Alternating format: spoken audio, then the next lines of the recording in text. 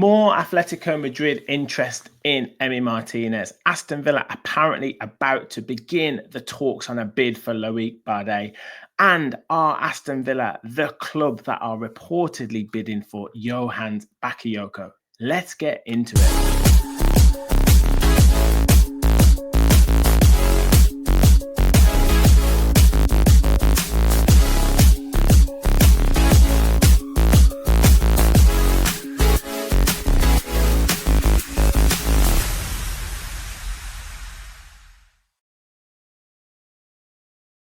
Hello and welcome to the Villa Park podcast. It's me, Rich, and I'm back with another transfer talk show. Probably a little bit of a quicker one today. Hit that like button before we get into it. Hit the subscribe button.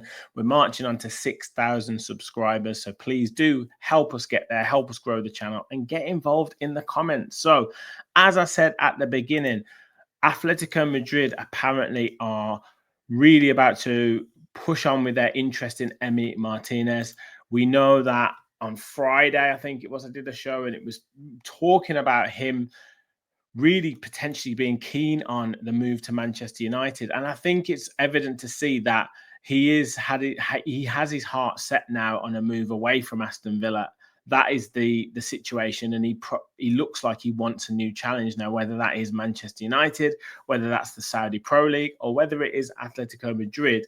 It does seem like Emi Martinez's future lies away from Aston Villa. Now, I think for many Aston Villa supporters, probably 100% of Aston Villa supporters, they could probably stomach a move to Atletico Madrid, because I guess the perception is that, you know, a team in La Liga that's challenging for La Liga season after season, a team that's established in the Champions League, is probably, you know, at the moment a step up from Aston Villa. Whereas moving to Manchester United, while historically, obviously, a brilliant football club that has won trophy after trophy after trophy, but in current situation, it possibly wouldn't be seen as that step up right now, and it would be seen as a bit of a kick in the teeth for Emi Martinez to move to Manchester United when Aston Villa are the club that's in Europe. Aston Villa is the team that's finished in the top six, and Aston Villa is the one that wants to push for the top four.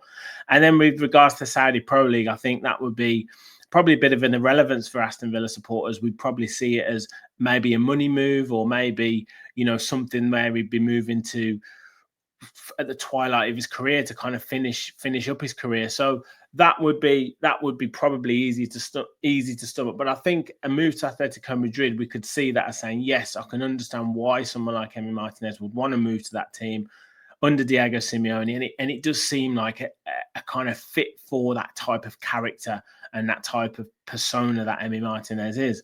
And then it would pave the way for Aston Villa to hopefully go for Lucas Chevalier, who we discussed on Friday, in terms of potentially something like a 40 million euro deal. But that would not be easy, with Newcastle potentially interested. I know they've got their eyes maybe on James Trafford, but also PSG, and I'm sure one or two other clubs across Europe. So let me know your thoughts. I talked about Emi Martinez in the other show, and lots of people saying, look, you know, 33 years of age, maybe it is time to move Emi on.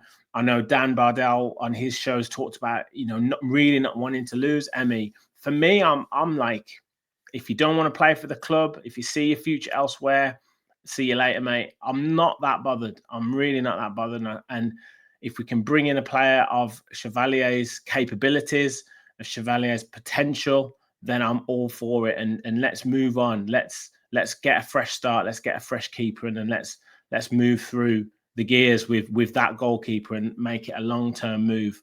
So for me, I'm not happy with it. Obviously, I wish Emi Martinez the best. He's been a phenomenal goalkeeper for us, but it is what it is for me. We get good money for him. He moves on. We get another goalkeeper in. As I said in my tweet, c'est la vie.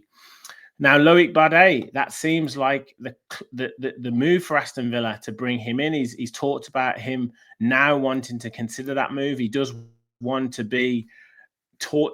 He does want to be spoken to about his future at Aston Villa and his prospects at playing in the first team.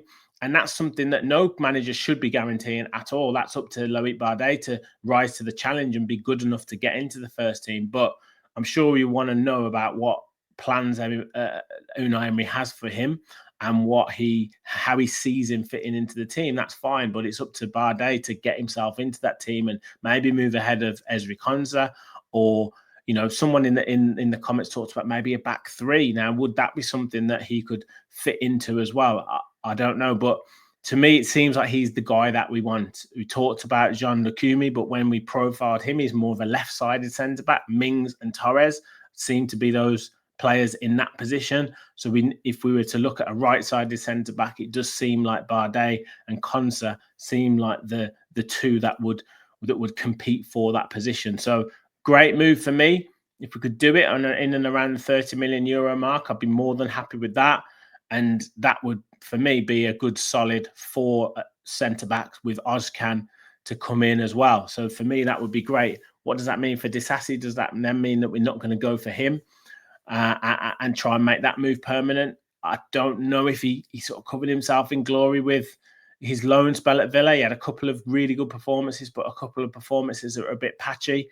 And that maybe sealed his fate with Unai Emery. But I think by all accounts, they do rate him, and maybe it could be done if, I guess, Badé can't be done, that he seems to be the first choice. And like I say, at 30 million euros, it does seem to be a reasonable price and a fair price to try and get someone like that. So you guys let me know your thoughts in the comments. Now, Johan Bakayoko of PSV Eindhoven, he has been reported to have had a bid made from an unnamed Premier League club, and all over social media, it seems like Aston Villa are a team that are interested in him. So could it be Villa that have put that bid in? He's a winger, 22 years of age, been at PSV since 2022, where he's made 89 league appearances, scored 26 goals, and he is capped by Belgium, and he's had 18 caps and scored 1 goal. So continuing that Belgian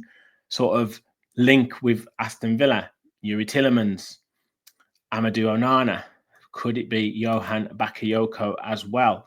Now, if we take a look at his SOFA score in terms of what he's done last season, I think it's something like 9 goals he scored in the league. Passing, positioning, and high pressing seem to be his strengths on that right wing.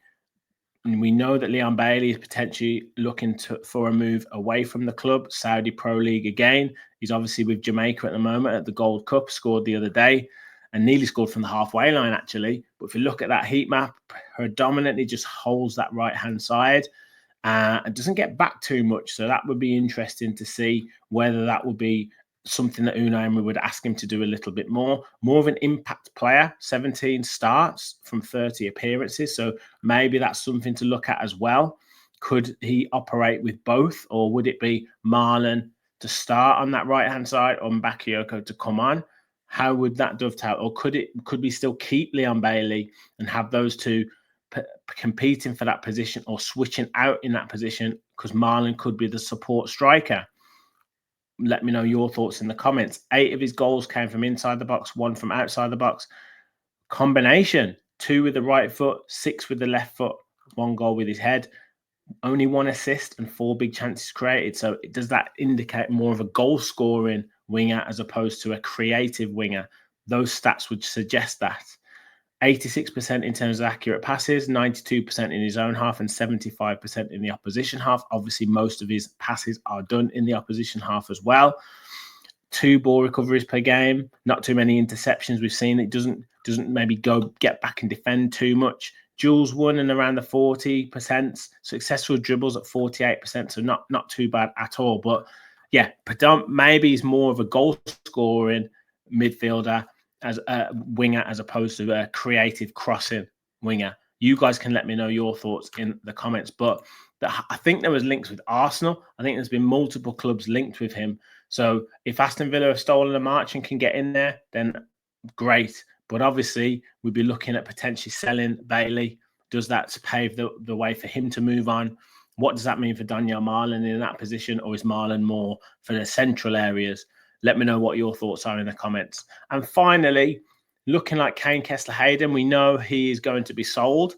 I think Preston were looking to try and do a deal, but it's looking like Middlesbrough are the club that are coming in with a potential concrete offer. Now, it says that Aston Villa are due to make 3 million clear profit from PSR. Now, I don't know if that means that he is moving for £3 million or whether that would just clear whether that's an indication of the profit that we would make off the deal, because I would be looking for more like 5, 6, maybe even 8 million. If it was maybe 5 million up front with 2 or 3 million in add-ons, that's kind of what I would be looking for. So it's an interesting one because 3 million seems like a really, really, really cheap deal. I don't know how long he's got left on his contract. I don't know whether there's any type of release clause in there. I'm not 100% sure, but for me, 3 million seems like an absolute steal, an absolute bargain. But what it does show is if you can clear that pure profit, obviously it makes a massive difference with regards to PSR.